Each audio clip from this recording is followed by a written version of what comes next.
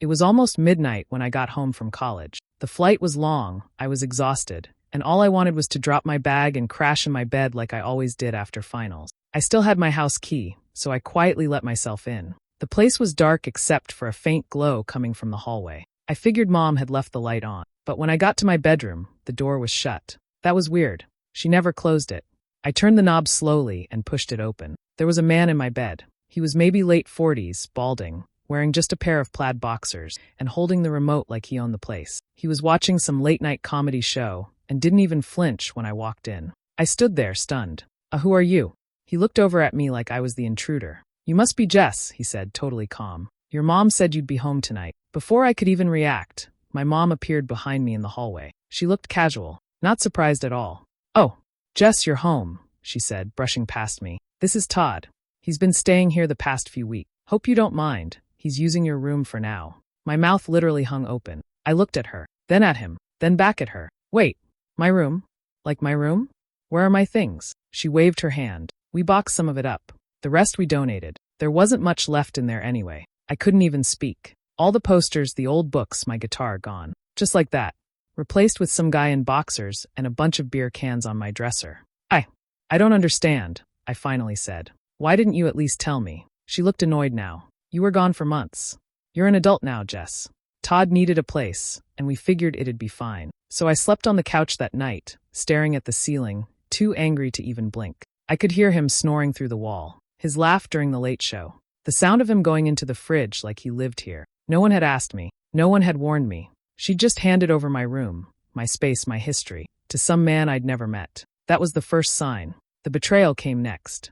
The next morning, I went into the garage to find my boxes, anything that might have been saved from my room. Nothing. Just some old junk, paint cans, and Todd's gym bag. I asked my mom where she'd put my stuff. "Oh, we donated most of it," she said over coffee like it was no big deal. "You're too old for that kiddie stuff anyway. You didn't even take it with you to college." "Kiddie stuff?" I said. "You mean my guitar? My signed posters? The yearbooks? My journals?" She shrugged. We had to make space. I looked around the living room. Todd's shoes were kicked off by the couch. His coat hung by the door. There was a set of keys on the kitchen counter, my old car keys. "Wait, why are my car keys here?" I asked. "Oh, Todd uses the car now," she said. "You're not here most of the time." I stared at her. "You gave him my car?" "Well, he needed it. He picks me up from work." Unreal. My stomach turned. I opened the fridge, hoping to grab something to eat. Nothing was left except some deli meat and one soda. The leftovers I was planning to heat up? Gone. Did Todd eat all the food I prepped for the week?" "He's a grown man, Jess," she snapped. "He works hard. He's been through a lot." That phrase again. He's been through a lot. It didn't matter what he did. Mom always said that like it explained everything. I tried to talk to her calmly. I told her I was hurt, that this didn't feel like home anymore, that she should have warned me. She turned it around on me instantly. "You always overreact. You act like you own the place," she said. "What? I lived here my entire life, and now you're an adult. It's not all about you." Todd came in halfway through, shirtless, holding my travel mug. "You know," he said with a smirk, "you really don't contribute anything around here. Kind of freeloading." I wanted to scream. I stormed off to my old laptop, thinking I'd check my savings, maybe rent a room. Get out of this nightmare. But when I logged in, my stomach dropped. The account was empty. My entire savings from summer jobs and tutoring. I dug through the statements, eyes blurring, fingers shaking. Transfer after transfer to shared household expenses. Then I saw the line at the top. Joint account holder, Jessica R/Karen R. My mom had co-signed when I was 17. She didn't just give away my room. She gave away my life. I marched into the kitchen, laptop still open in my hands. My heart was pounding so hard I could hear it in my ears. Mom was chopping onions like it was just any other afternoon. Todd was sitting at the table scrolling through his phone, acting like he belonged there. "Why is my savings account empty?" I asked, voice shaking. She didn't look up. "What are you talking about?" "My savings. The account I've had since high school. It's gone. Over $5,000. She finally looked at me, frowning. "Well, we needed the money." I stared at her. "We?" Todd looked up, smirking. "Groceries, bills, gas. You think all this pays for itself?" I couldn't even speak. My throat tightened. That was my tuition money. I finally managed. I was saving for next semester. That was mine. Mom put the knife down, her expression hardening. "You don't pay rent. You don't help with anything. Todd and I are doing what we can to keep this place running, and you're just freeloading." "Freeloading?" "I was at school full-time. I have 2 part-time jobs." She scoffed. "Then maybe you should have planned better." I looked at Todd, who who had the nerve to sip from a beer and say, "You're 22. Time to grow up." That was it. I turned around and went to grab my duffel from the couch, planning to crash at a friend's for the night. But my stuff was gone. When I asked, Mom just said, "We moved your things to the garage. Todd needs the space in here." The garage. No insulation. No heater. It reeked of mildew. So I slept in the garage, curled up in a sleeping bag beside a box of Christmas decorations and a stack of dusty lawn chairs. I stared up at the rafters all night, listening to Todd's laughter coming from the living room. That's when it hit me. They didn't just forget about me. They wanted me gone. Every action, every excuse, every word. It was all pushing me out of the house I grew up in. And they didn't even have the decency to admit it. Fine. If they wanted me out so badly, they'd regret it. The next morning, I began documenting everything. Photos of Todd's stuff all over the house. Screenshots of my drained bank account. Voicemails, texts, dates, times. Every insult, every lie, every stupid condescending thing he said. Because I wasn't just going to leave. I was going to take it all back. I didn't say a word to them for days. I just kept my head down and started digging. When Todd left for work, or whatever it was he actually did, I'd sneak onto Mom's computer. His full name was on a couple of bills lying around, and once I had that, it was easy to start searching. Google, Facebook, court records. I went full detective mode. And what I found, it made my blood run cold. He had 3 prior evictions, all within the last 5 years. 2 from apartments, 1 from a woman's house in a nearby town. Each one came with court documents, missed rent, property damage, restraining orders. One landlord even wrote in the notes that Todd refused to leave and intimidated tenants. That wasn't all. He owed back child support. A lot of it. Thousands. I found a court notice with his name right on it. 2 kids, different states. No payments in years. Then there were the bankruptcies. 2 of them, both recent. Credit card debt, unpaid medical bills, and a long trail of bounced checks. I sat there at the kitchen table, staring at the screen, my jaw clenched. This man wasn't just a freeloader. He was a pattern. He moved in, leeched off people, and wrecked their lives. I kept going, dug through his Facebook page. It was set to private, but I found some old tagged photos. One of them had a woman standing next to him. Same guy, same smug smile. I clicked her profile. It was public. She lived just 1 town over. I hesitated for maybe 5 seconds, then sent her a message. "Hi, sorry to bother you. Did you used to date someone named Todd, last name? I think he's living with my mom now. I just need to understand what I'm dealing with." An hour later, she replied, "Yes. Get him out. He ruined my life." That was all she wrote at first. But later that night, she followed up with a list. Stories. How he moved in temporarily, took over everything, drained her account, trashed her credit, and turned her family against her. She'd barely recovered. The only reason he left was because she got the police involved. I read her words over and over. This wasn't just about me anymore. My mom didn't know what she was letting into her life, or maybe she didn't care. Either way, I was done playing along. It was time to take him down. Quiet, precise, and completely legal. After what I found on Todd, I knew I needed more than just dirt. I needed power. Real leverage. So I started looking into the house itself. It had always felt like Mom's, but something wasn't adding up. She never talked about a mortgage, never mentioned buying it. And I remembered my grandmother, her mom, used to live here before she passed. One afternoon, while Todd was gone and Mom was at work, I found the old filing box in the closet, the one labeled estate. Inside were documents going back decades, tax returns, medical bills, and then I found it, the deed. It still had my grandmother's name on it. My heart started racing. I kept reading.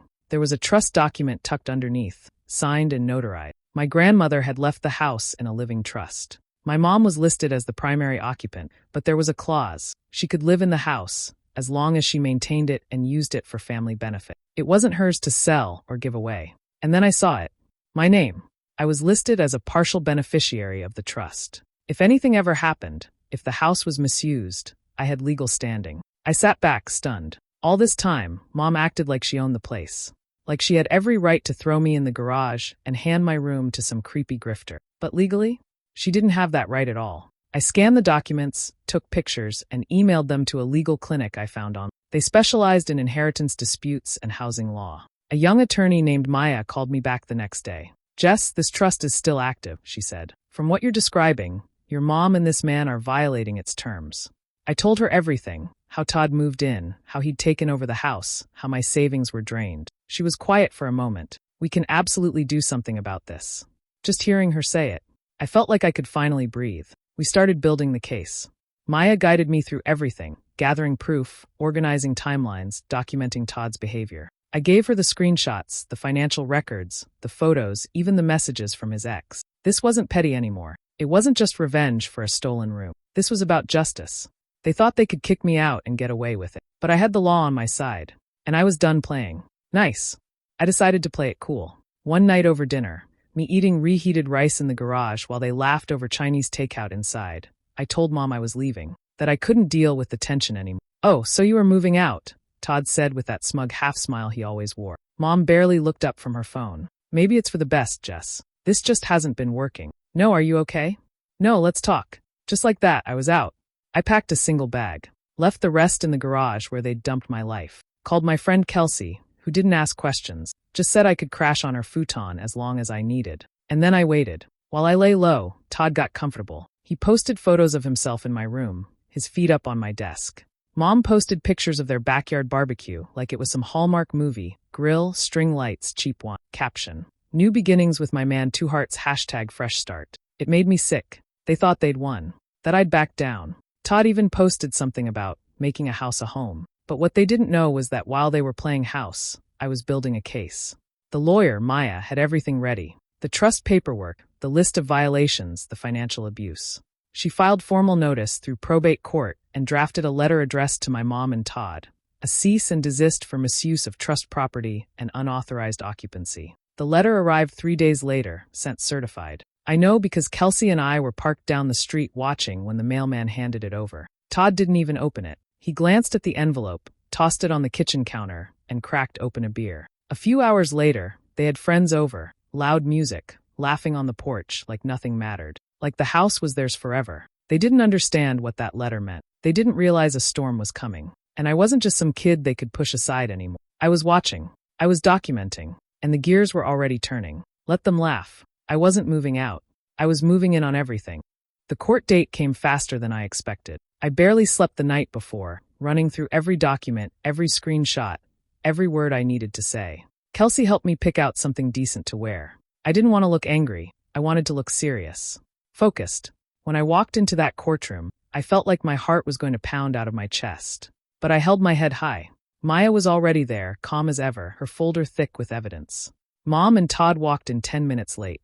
Todd looked annoyed, like he thought this was some kind of joke. He wore jeans and a wrinkled button-up. My mom looked nervous, holding onto her purse like it was going to run away. Neither of them said a word to me. The judge came in and we got started. Maya spoke first, clear and professional. She laid out everything, the trust details, the clause about misuse, the financial history, Todd's complete lack of standing. Then came the documents, proof of my co-signed bank account, withdrawals, the messages, the photos, everything. I watched Mom's face fall as each piece of paper was handed over. Then it was their turn. Todd tried to talk, but the judge cut him off. "Are you a legal resident of the home? Is your name on any ownership or lease document?" "No," he mumbled. "Then please sit down." Mom tried to defend herself. She said she was just trying to help someone in need, that it wasn't as serious as I was making it sound, that I was young and dramatic. The judge didn't buy it. "The trust clearly outlines use of the home," he said, flipping through the file. "This is a breach. You've allowed an unauthorized individual to reside in a property held in trust for family benefit, and funds were misused. I'm issuing a formal eviction." He banged the gavel lightly. "You have 14 days to vacate." Todd stood up fast. "This is bull," he started shouting, but the bailiff stepped closer. Mom turned to me, eyes wide. "Jess, please. We'll fix it.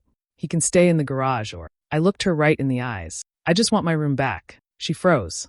Todd stormed out. Mom followed him slowly, looking back once. But I didn't move. Outside the courtroom, Maya smiled for the first time. "You did good." I nodded, barely breathing. It was over. But the best part? I hadn't even started yet. They didn't take the eviction seriously at first. For the first few days, nothing changed. Todd still parked in the driveway. Still wore my slippers around the house. Still acted like the king of someone else's castle. Mom avoided me like I was a ghost. Then day 14 came. That morning, I knocked on the front door like I didn't live there. Todd opened it with a grin. "We're not going anywhere," he said. "Try and make us." So I did. I called the sheriff's office and handed over the court order. They said someone would be by within the hour. When the patrol car pulled up, everything changed fast.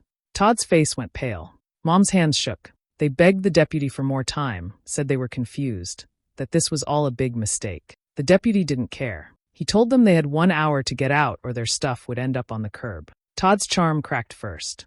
He turned on Mom like a switch, yelling loud enough for the neighbors to peek through their windows. "This is your fault.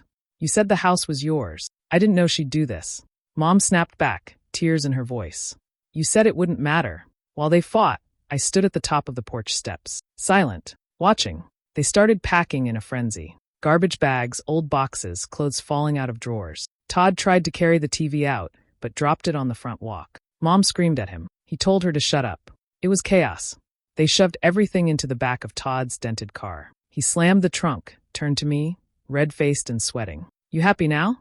You ruined everything." I looked at him calm. "No," I said. "You did this to you." He didn't have a comeback. Just got in the car and peeled off down the street, tires screeching. Mom stayed behind a moment longer. Her eyes were red. She looked around like she didn't recognize the place anymore. "Jess," she said quietly. I didn't answer. She got in the passenger seat. They were gone before the hour was up. When the dust finally settled, I stepped inside. The silence was thick but peaceful. No yelling. No footsteps that didn't belong. Just the hum of the fridge and the soft creak of floorboards that finally felt like mine again. For the first time in years, the house was quiet. And it was all mine. A year passed. It was quiet, steady, and peaceful. 3 things I never thought this house would be again. I'd painted my room the way I always wanted. Hung my guitar back on the wall. Built shelves, got a small desk, even kept a plant alive. The garage was clean, the fridge was full, and for once there was no shouting, no footsteps I didn't recognize. I picked up a part-time job at a local bookstore and took a few online classes to get back on track. It wasn't glamorous, but it was mine. My schedule, my space, my life. And I was happy. Then one Saturday afternoon, there was a knock at the door. I opened it and there she was, Mom. She looked smaller than I remembered. Thinner, tired, like the life had been drained out of her. Her eyes were puffy. Her mascara smudged. She was holding her purse like it was all she had left in the world. "Jess," she whispered, "can I talk to you?" I didn't move. I didn't say anything. I just stepped aside and pointed to the porch bench. She sat down slowly, like even that took effort. "I made a mistake," she said after a long silence. "I lost everything. Todd left after we ran out of money. Took the car. Said it was never about me." She looked up at me, eyes watery. "I have nothing. No place to go." I leaned against the doorframe, arms crossed. "I didn't come here to beg," she added quickly. I just didn't know where else to go." I nodded slowly. "Why didn't you protect me?" I asked, not angry, just tired. "Why did you let him take everything?" She swallowed hard. "I thought he loved me. I thought you'd be fine, that you'd land on your feet. I thought he was the future." My throat tightened a little, but I didn't let it show. I walked down and sat beside her. She looked surprised, like she wasn't expecting me to get that close.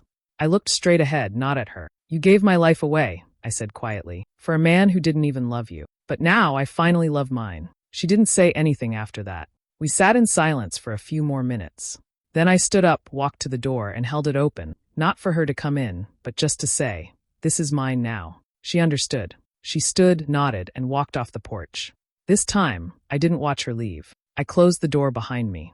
I stood inside for a long time after I closed the door. The house was quiet again. Still, just the way I liked it. The only sound was the soft ticking of the kitchen clock and the hum of the heater kicking on. No shouting, no footsteps, no slamming doors. No Todd. No chaos. I walked down the hallway, passing the living room where he used to hog the remote and leave beer cans on the floor. Past the kitchen table, where he once told me I was freeloading in my own home. Past the garage door, still cold, still full of dust and old boxes, but finally empty of shame. And then I opened my door. My room looked exactly how I wanted. Books stacked neatly on the shelf. My guitar leaning in the corner. Fresh sheets. Clean desk. A small lamp glowing soft in the corner. It felt safe. Mine. I sat on the edge of the bed, ran my fingers along the blanket, and let out a long breath. This wasn't just about getting a room back. It was about everything that room stood for. My childhood. My privacy. My peace. I thought revenge would feel loud, like shouting in someone's face or slamming a door behind them. But it didn't. It felt like this. Calm. Solid. Quiet. I didn't scream. I didn't fight dirty. I just waited, collected proof, and used the truth. That was enough. Because in the end, the best kind of revenge isn't burning everything down. It's winning. It's standing in the same place they tried to push you out of, and knowing you earned it. I got up, pulled the curtains closed, and flicked off the light. For the first time in a long time, I didn't feel angry. I didn't feel small or helpless or invisible. I just felt, okay, the house was mine now. The space. The silence. The freedom. No one would ever walk into my room and take it again. Not without a fight. And I'd never let someone else decide what I was worth. Not ever again. I laid back in my bed, the familiar creak under me like an old friend. And as I stared at the ceiling, eyes growing heavy, one thought settled deep in my chest. I didn't just take the house. I took my life back.